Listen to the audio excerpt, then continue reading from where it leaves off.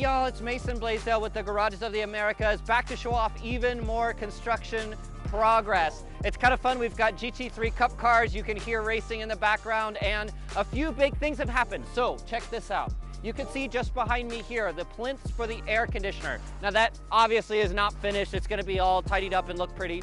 That's going on. You can see behind us, Building 5 is quickly moving towards being ready to finally close. Additional electrical is in. Like I said, they're working on AC for the last couple of units right now. We've got big progress coming. I'm gonna show you inside some of those in a minute. Now over to this side, this is Building 4. It is scheduled to pour on the night of the 12th, so coming up here in 3 days. All of the plumbing is being finalized right now, the rebar, all the stuff prepped for pouring that foundation.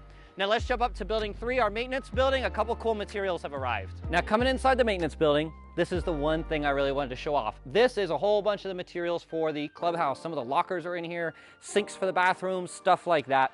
But this is the backlit number that's going to be on the side of the buildings. This is obviously for Building 5. For fire safety reasons, we have to have numbered buildings in a certain sequence so the fire marshal can find you if you call 911.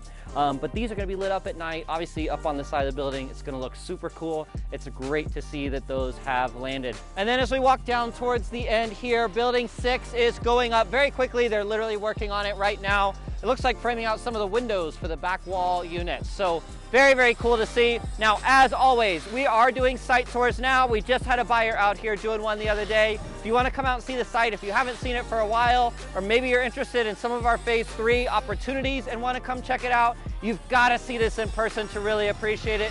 Reach out anytime, Mason Bleasdell. I'd love to set you up to bring you out here in person. Thanks for watching. I'll see y'all next time.